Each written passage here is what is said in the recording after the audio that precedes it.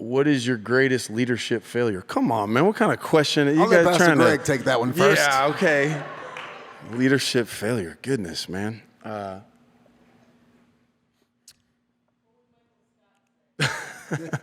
My greatest failure is I care too much. I love too hard. I work too hard. No. Man.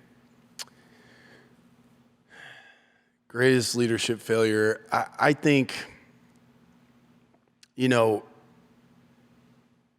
when you're leading people, right? We're not, One Church is people. Any organization I've ever been leading was people. And so I think probably the biggest failures are just mishandling people in some way. Like I think probably I had a tendency, especially early on, to overpromise and underdeliver on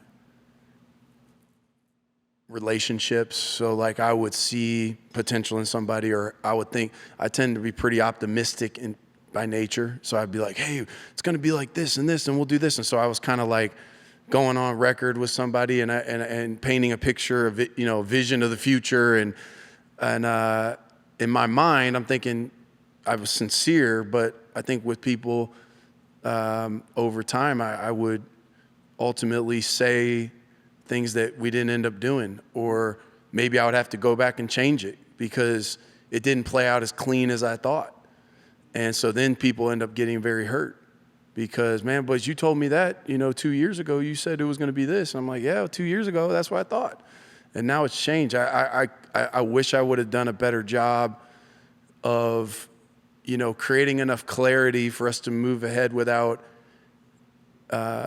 making promises or saying things. Even if I didn't say, I promise you this, people kind of, you say stuff, they trust you. They trust you. So, and again, there were things in my immaturity, sincere immaturity, but I thought I'd be able to do it, or I thought it was going to work out that way. That's how I was optimistic about it, and then it didn't. And so then you end up with people feeling very hurt. Yeah. And so, you know, we say on our team, it's okay to disappoint people. It's not okay to hurt people. And sometimes it's hurtful to be disappointed. You know, sometimes being disappointed hurts. I can't think back on anything that I set out to hurt somebody. Like I don't go out, you know, attacking, but I think in some of my overpromise, underdeliver, I hurt people. Yeah. And so that's no good. I mean, I got a lot of leadership failures, so I could really just pick from a few here.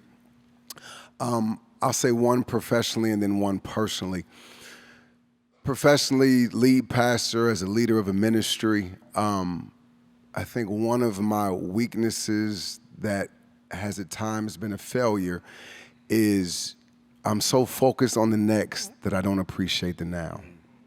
Right? I'm so focused on, okay, we hit this marker, now let's go get this marker, that it robbed me, and I think it robbed the people who were in that moment with me. Because, you know, you hit a marker, you've been working towards something, it's really time to celebrate what we've all just collectively accomplished and experienced.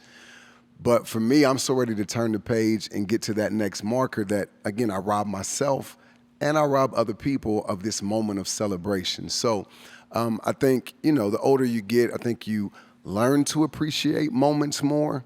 Not just the accomplishment of the moment, but also just the relational element of that particular moment. On a personal level, I have 3 kids. My oldest child is 20. My second oldest child is 18, and then my youngest child is 11. And, you're like this, man, well, how in the world did you get that big gap between your second child and your third child? Well, part of it is because of failure. I recognized that I missed significant moments and significant seasons in my older two's life, pursuing what I said God was calling me to do. And it was almost like my youngest child was my opportunity for redemption, right? I never consider myself to be a bad dad, and I don't think that would be their testimony, but I just know I missed out on moments and I missed out on opportunities that, you know, anyone who's a parent, you recognize you never get those moments and those seasons and those opportunities back. So what I missed out on with Kaylee and what I missed out on with Deuce, now I'm doing it all with Micah, right? I'm a AAU coach, right? Like, if you would have asked me to do that 10 years ago, no, I'm pursuing what God is calling me to do. Well, now I'm kind of living in a redemption season with my youngest child, that everything I missed out on with these two older ones, pursuing what I felt like, you know, I kind of put it under the umbrella of God's call on my life. I'm getting the opportunity to experience that now. That's cool.